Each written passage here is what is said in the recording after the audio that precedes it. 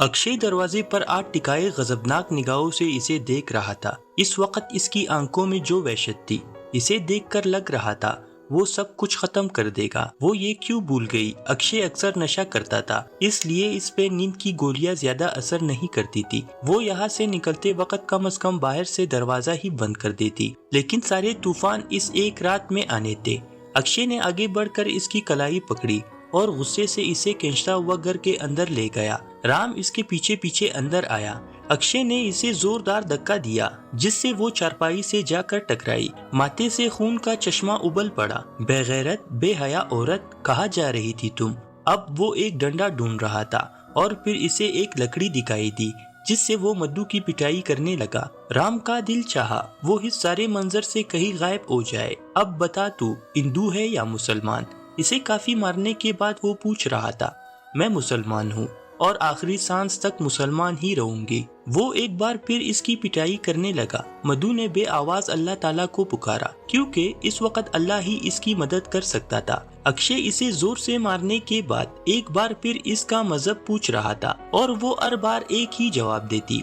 अक्षय की सब्र का पैमाना लबरेज हो गया। वो भागते हुए जुनूनी अंदाज में अंदर कमरे की तरफ गया। वहाँ से इसने छोटे साइज की पिस्टल निकाली, जो शुरू से इनके पास था। पिस्टल लिए वो बाहर आया। इसने वो पिस्टल मधु के माथे पर रख दी। आज मैं तेरी मजहब का भूत निकाल कर ही दम लूंगा। बता अब दोबारा पढ़ेगी कलमा? वो गरज कर बोला। मधु को इससे डर नहीं लगा।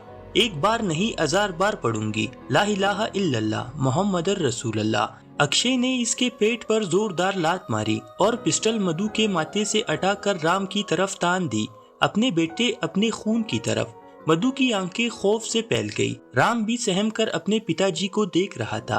अब अगर तुमने कलमा पढ़ा तो मैं तुम्हारे बेटे का खून कर दूंगा। एक औरत, एक बीवी कमजोर हो सकती है, लेकिन एक माँ तो कभी कमजोर नहीं हो सकती। मधु में भी जाने इतनी हिम्मत कैसे आ गई।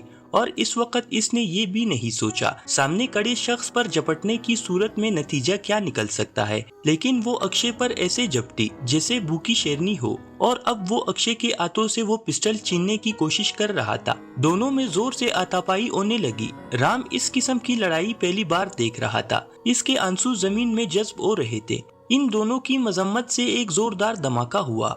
अंधेरी और खामोश रात में एक जोरदार आवाज पूरे इलाके में सुनाई दी। पिस्टल से गोली निकल चुकी थी। राम ने अपने कानों पे हाथ रखा। इसकी माँ की आंखें बड़ी हो चुकी थी। खौफ की एक लहर इसके वजूद से टकराया। पिस्टल नीचे गिर गया और थोड़ी ही देर बाद इसके पिताजी की वजूद किसी पत्ते की तरह लुढ़क कर फर्श पर गिर गया। गोली इनके सीने पे लग चुकी थी। जिस्म से खून निकल रहा था। मधु अभी तक शॉक्ड थी। वो पत्थर बनकर हिलना भूल चुकी थी। सिर्फ कुछ लम्हे लगे थे इसे ये यकीन आने में अक्षय मर चुका है।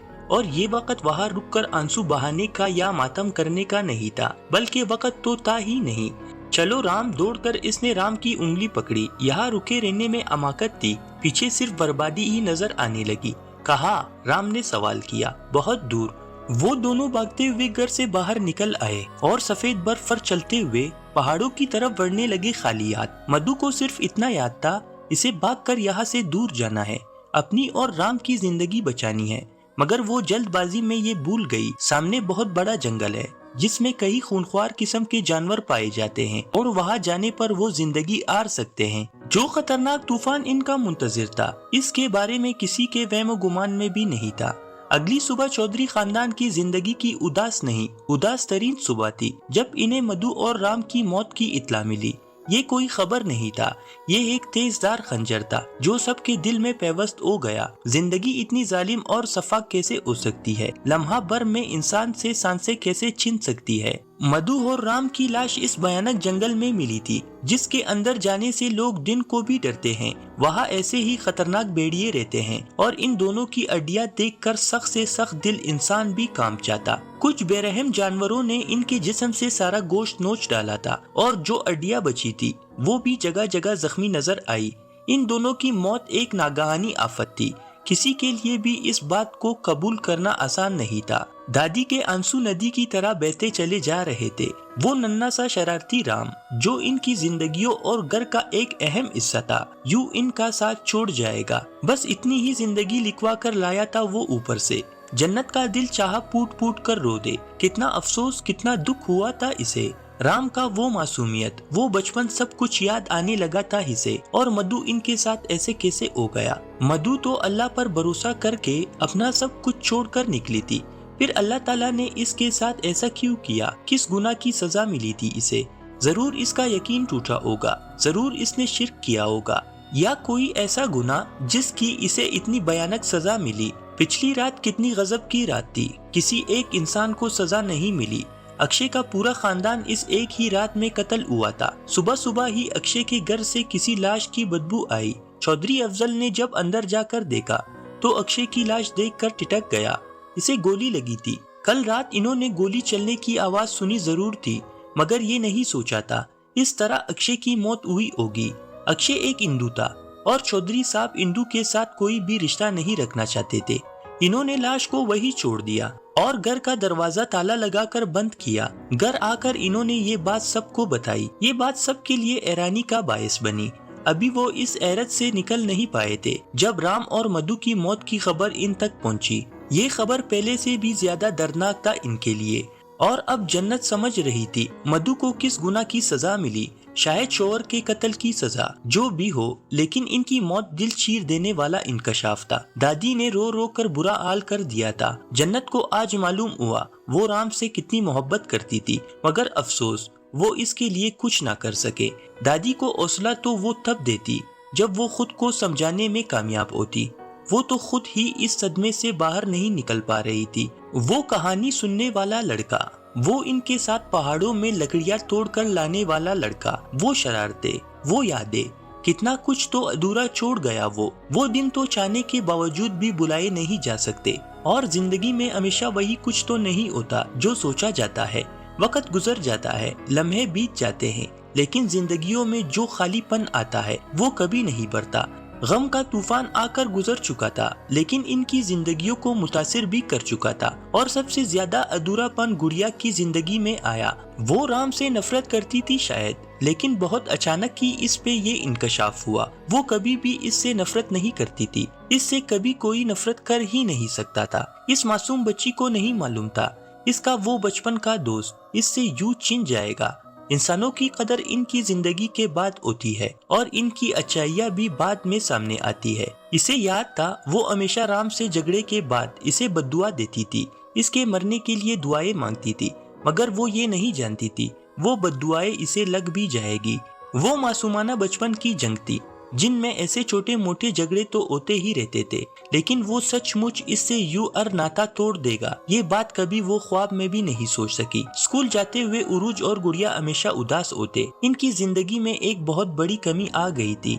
رام نے انہیں توڑا نہیں، بہت متاثر کیا۔ برف کے گھر بنانا، گڑیوں سے کھیلنا، چھپن چھپائی، یہ سب کھیل تو کئی بہت پیچھے رہ گئے تھے، شاید زندگی ہی بہت پیچھے رہ گئی۔ وہ خوبصورت دن زندگی میں دوبارہ کبھی نہیں آنے تھے۔ اس دن آسمان پر بادل تھے۔ گڑیا اکیلی گھر سے باہر نکل آئی، اس کے چہرے اور آنکھوں میں ایک اداسی اتری نظر آئی۔ شرارتیں کرنے والا، ہنسنے ہنسانے والا، وہ بلی جیسے آنکھوں والا کہیں بھی نہیں تھا۔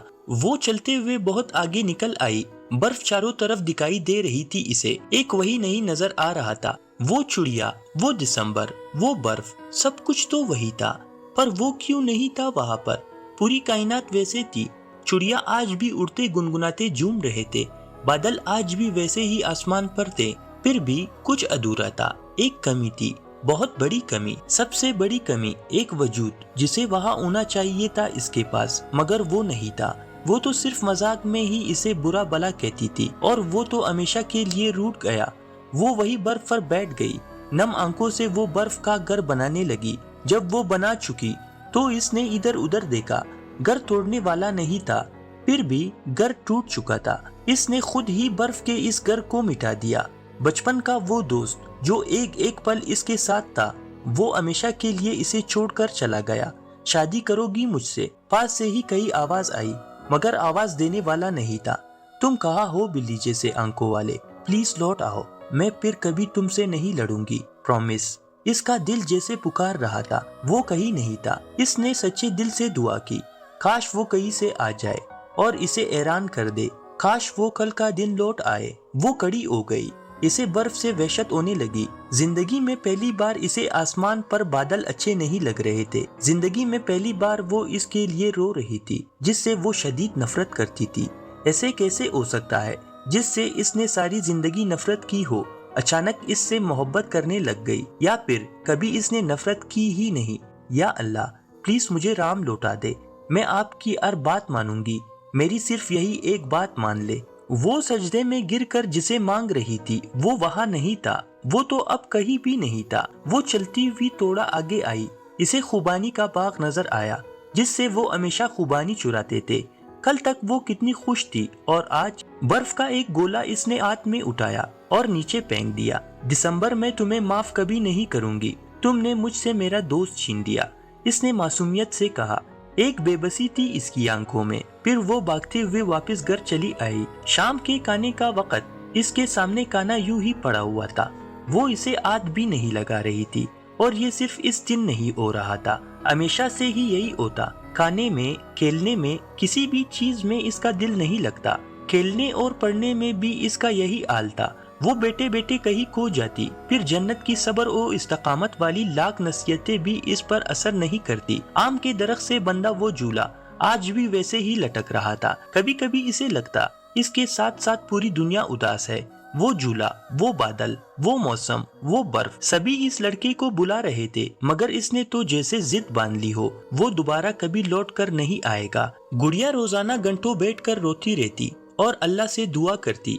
इसकी ये उदासी सभी घर वाले महसूस कर रहे थे, सभी इसे खुश रखने की पूरी कोशिश कर रहे थे, लेकिन राम की मौत के बाद वो ऐसे टूटी, फिर जुड़ ना सकी। वक्ती तौर पर सबको गम था, सब परेशान भी थे, अब भी है, लेकिन दादी और इसने तो ये बात जैसे दिल से ही लगा ली। दादी रोते हुए इसे सीने से लगाती और बहुत प्यार करती। जिस प्यार और लम्स के लिए वो तमाम उम्र तरसती रही वो आज पा रही थी, लेकिन इसे दादी की मोहब्बत नहीं चाहिए थी। इसे वो वक्त दोबारा चाहिए था अपनी जिंदगी में जब राम दादी और इसका झगड़ा करवाता। राम हमेशा कहता था दादी इससे ज्यादा मोहब्बत राम से करते हैं, और गुड़िया को लगा वो सही कहता था। दादी कभी इसे अपने दिल से निकाल ही नहीं सकी, और वो खुद भी तो इसे कभी नहीं भूली थी और ना ही कभी भूल सकती थी। जाने वाले चले जाते हैं, वक्त भी किसी के लिए नहीं रुकता, और वक्त की रफ्तार इतनी तेज हो जाती है इंसान अपने प्यारों को भूल जाता है। सभी 20 दिन पहले होने वाले सानिये को भूल चुके थे, लेकिन गुड़िया के दिलो दिमाग से वो सब कुछ निकल ही नहीं रहा था। वो मासूम चेहरा बार बार इसके आंखों के सामने आ जाता, वो उदास आंखें, कुछ भी तो ऐसा नहीं था जिन्हें वो भूल जाती। इसने खत लिखकर फोल्ड कर दिया और खत उठाकर जन्नत के पास ले गई। जन्नत इस वक्त आम के दरख्त तले बैठकर गड़ाई कर रही थी। जन्नत बुआ, ये खत किसे दूं? जन्नत ने सर उठाकर इसे देखा, फिर इसके हाथ में मौजूद इस सफेद कागज को। इसमें क्या है और किसके नाम लिखा है तूने ये खत? जन्नत ने हैरान होकर सवाल किया। अल्लाह मियाँ के नाम। जन्नत के माथे पर शिकने नमूदार हुई। इसने झपट कर वो खत गुड़िया के हाथों से ले लिया और हैरान होकर जल्दी जल्दी इसे खोलने लगी। गुड़िया वही मासूमियत से इसे देख रही थी। वो खत खोल चुकी थी, तहरीर इसके आंखों के सामने थी। अस्सलाम वालेकुम प्यारे अल्लाह ताला, आप सबसे बड़े हैं, आप सब कुछ कर सकते हैं, तो प्लीज राम मुझे वापस कर दे। मैं फिर कभी इससे नहीं लड़ूंगी, मैं नमाज भी पढ़ूंगी, प्लीज राम को वापस भेज दे अल्लाह। जन्नत के हाथों से वो तहरीर गिर गई। इसमें जगह जगह किसी के आंसू कैद थे। इसने तूक निगल कर गुड़िया को देखा और इसका हाथ पकड़कर इसे अपने पास बिठाया। गुड़िया, तुम्हें मालूम है जाने वाले कभी वापस नहीं आते। गुड़िया मासूमियत से इसे देख रही थी। जो एक बार मर जाए वो फिर जिंदा नहीं हो जाते, और कभी ना कभी सबको मरना है, तो रोने धोने के बजाय तुम इसके लिए दुआ किया करो, क्योंकि रोने से वो वापस नहीं आएगा। जब कोई मर जाए तो सब्र करना चाहिए, बेशक अल्लाह ताला सब्र करने वालों के साथ है। जन्नत ने इसके गाल पे किस किया। इसे मैंने मारा है, मैंने इसे बद्दुआ दी थी। वो रुआंसी होकर बताने लगी, तुमने इसे नहीं मारा, तुम कोई बुजुर्ग या ऐसी पहुंची हुई हस्ती नहीं हो, किसी को बद्दुआ दोगी और वो मर जाएगा। मौत अल्लाह ताला की तरफ से आती है और इसकी मौत यही पे लिखी थी। अब तुम सिर्फ सब्र करो, क्योंकि सब्र करने वालों के साथ अल्लाह है। सब्र की जो तारीफ जन्नत समझा रही थी वो कभी नहीं समझ पाती। ऐसे कैसे हो सकता है? جس سے محبت کی جائے اسے اتنی آسانی سے بلا کیسے بلایا جا سکتا ہے؟ اس نے جنت سے مزید بحث نہیں کی، لیکن وہ مطمئن بھی نہیں ہوئی۔ کبھی کبھی وہ سوچتی کاش زندگی آگے کبھی چلتی ہی نہ، یا وقت کی سوئی اس شام رک جاتی جب وہ تینوں مل کر کھیل رہے تھے۔ اسے کیا معلوم تھا وہ ان کے ساتھ کی آخری شام ہے۔ وہ روزانہ صبح اٹھ کر اللہ تعالیٰ سے دعا کرتی، گھر سے باہر نکل کر گھنٹوں چلا کر بلی جیسے آنکھوں والے کو پکارتی، لیکن جو کھو جائے وہ پھر کبھی نہیں ملتے۔ روزانہ وہ اس جگہ جاتی جہاں وہ برف کے گھر بناتے تھے، وہ برف کا گھر بنا کر پھر گرا دیتی۔ آم کا وہ درخت اس لڑکے کی یاد میں سوکھ رہا تھا۔ ہر بار آسمان سے بارش برستا دیکھ کر وہ روک کر بادلوں کی طرف دیکھتی، تم چاہے کتنی بھی آنسو بہا لو، میں تمہیں معاف کبھی نہیں کروں گی۔ اگلی صبح جب وہ اسکول جا رہی تھی تو آم کے درخت پر اسے دو چڑیا بیٹھی دکھائی دی۔ وہ بڑی محبت سے ایک دوسرے کے پاس بیٹھے تھے۔ وہ ان کا ملاپ نہیں دیکھ سکی۔ جب اس کا دوست اس کے ساتھ نہیں تھا تو وہ چڑیا کیوں ساتھ بیٹھی تھی؟ اسے بہت غصہ آیا۔ اس نے ایک پتھر اٹھا کر انہیں اڑا دیا۔ اب اگر دنیا کا ایک ایک کونا بھی تلاش کرتی نا جسے کھویا تھا اس نے، وہ کبھی نہیں ملنا تھا۔